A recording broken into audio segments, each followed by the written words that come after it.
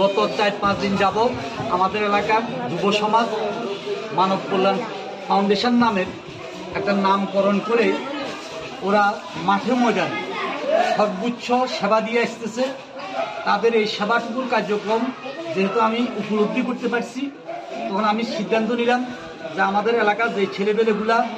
দিন রাত পরিশ্রম করে কোমর পানি গলা পানিতে পর্যন্ত নামি মানুষের বাড়িতে বাড়িতে সেবা দিচ্ছে, মানুষের খোঁজ খবর নিচ্ছে, তৎক্ষণিক একটা সিদ্ধান্ত নিলাম যেহেতু আমাদের এলাকার লোকজন এই মুহূর্তে হাই স্কুল, প্রাইমারি স্কুল, মসজিদ, মুক্তব, মাদ্রাসা আশ্রয় নিচ্ছে। যেহেতু বাড়িতে তাদের শোয়ার ব্যবস্থা নাই, খাওয়ার ব্যবস্থা নাই, পাশাপাশি জীবনযাপনের কোনো ব্যবস্থা নাই, যার কারণে তারা আশ্রয়ে আসে উপস্থিত হয়েছে। সার্বিক বিবেচনা করে আমি সিদ্ধান্ত নিয়েছি যাতে করে ন্যূনতম আমার ইউনিয়নের লোকদেরকে একবেলা যাতে